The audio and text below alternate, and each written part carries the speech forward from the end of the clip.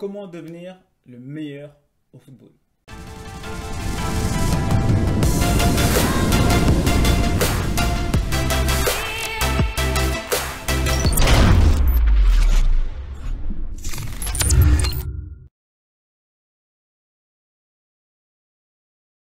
Certains diront, il y en a qui sont doués, qui sont talentueux, et effectivement, je suis d'accord avec vous. Il y a des gens, ils sont nés avec le ballon dans le pied, d'accord? C'est inévitable, d'accord? Il y a des mecs, c'est... On peut... Il n'y a pas de mots, il n'y a pas de mots, voilà. Maintenant, vous devez comprendre que même si ces gens-là sont nés avec le ballon, il y a quand même trois phases sur lesquelles ils sont tous passés. Tous les professionnels sont passés par là, vous allez forcément passer par ces trois phases. Vous avez la première phase, et la première phase, c'est l'apprentissage. Donc l'apprentissage, ça veut dire que vous allez rentrer dans le sport, donc dans le football, et vous allez devoir apprendre les règles du jeu. Comment ça fonctionne? Je me souviens, la toute première touche que j'ai faite, j'ai mal fait ma touche, et qu'est-ce qu'il a fait l'arbitre? Il a sifflé, et il m'a dit que j'avais fait une mauvaise touche, du coup, donner le ballon à l'équipe adverse. Et ça, c'était ma toute première touche que j'avais faite. Pourquoi? Parce que on m'avait pas appris à faire de touches. D'accord, c'est simple. Pour moi, j'ai toujours vu les mecs faire des touches, et quand je suis arrivé sur le terrain, ben voilà, j'avais les pieds décollés, mon ballon n'était pas derrière ma tête, et voilà, j'étais dans cette phase d'apprentissage. Et pour le coup, j'ai corrigé le tir, et vous allez tous forcément passer par là, donc cette phase d'apprentissage où vous allez devoir apprendre donc, le fonctionnement et les règles du jeu. Après, une fois que vous allez dans cette phase-là, vous allez rentrer dans la deuxième phase. Et cette phase-là, c'est la créativité active. Qu'est-ce que c'est? C'est votre pratique délibérée. Vous allez aimer le football. Et tellement vous allez aimer le football, votre père, votre mère, vos parents vont dire mais il passe son temps à jouer au football, il m'énerve parce qu'il joue tout le temps au ballon. Et c'est exactement dans cette phase-là où vous allez vous sublimer. Vous allez vous immerger et vous allez pratiquer le football de manière délibérée. Cet amour pour le ballon va faire que vous allez sortir du lot au bout d'un moment. Donc les meilleurs joueurs, c'est à ce moment-là qu'ils sortent du lot. Quand vous allez être sur le terrain, voilà, les agents, les recruteurs, ils vont dire ah ouais non mais lui il sort du lot, lui il sort du lot. Pourquoi? Parce que justement dans cette phase de pratique délibérée, c'est là où vous allez vous perfectionner. Vous allez jouer, et c'est ça qui va faire la différence entre ceux qui sont bons et ceux qui sont meilleurs. Ensuite, vous allez avoir la troisième phase. La troisième phase, c'est la phase de maîtrise. Et cette phase-là, elle est très importante pour le reste de votre carrière. Parce qu'il y a beaucoup de joueurs qui ne prennent pas conscience de cette troisième phase. Avec la maîtrise, vous allez avoir une compréhension profonde du jeu. Et là, vous allez prendre conscience que, effectivement, pour sublimer votre talent, vous allez avoir besoin d'un coach qui a une bonne vision. Et vous allez avoir besoin également de coéquipiers qui vont pouvoir justement sublimer votre jeu.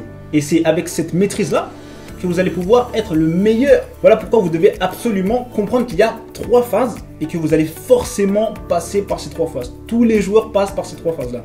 Et je vais vous dire pourquoi certains n'y arrivent pas. Parce que tout simplement, ils oublient la troisième phase. Comme voilà, Ben Arfa. J'aime pas trop citer de nom de joueur, mais on va prendre l'exemple de Ben Arfa. Ben Arfa, c'est un joueur où voilà, quand il était jeune, il est passé par la phase d'apprentissage. Ensuite, il est passé à la phase de créativité. Et c'est là où il sortait du lot. Tout le monde disait, oh, c'est pas possible. Le mec, il est trop fort. Mais une fois arrivé au stade de la maîtrise, c'est là où il s'est perdu. C'est là où il s'est perdu et c'est là où il a été incompris. Et c'est là où même lui n'a pas compris que pour arriver au stade des meilleurs joueurs, il devait prendre conscience que sans ses coéquipiers, il n'y arriverait pas. Et c'est là où en fait il a fait une super saison à Nice. Nice a très bien compris le profil du joueur et il l'a fait briller pendant une saison. Qu'est-ce qu'il a fait?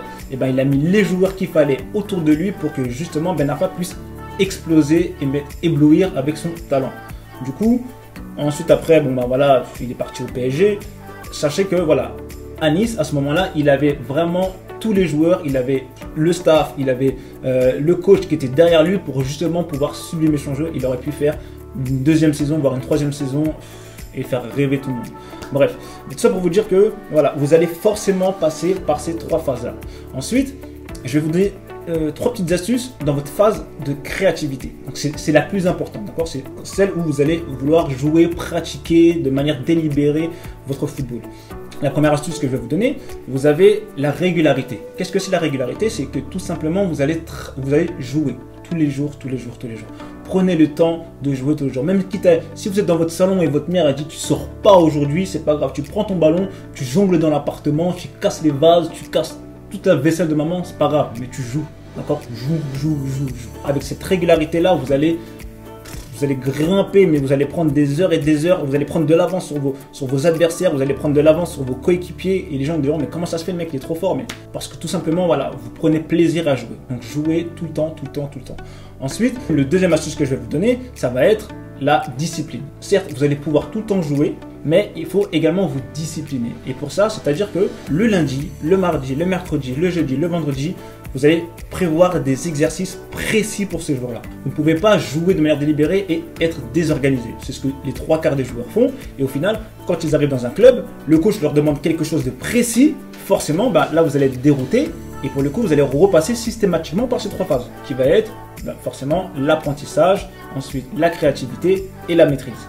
Quand vous allez jouer de manière, cette fois-ci, réfléchie, toute la semaine, lundi, mardi, mercredi, vous mettez des exercices en place et justement, en faisant ça, vous allez pouvoir vous mettre dans toutes les situations différentes d'un match.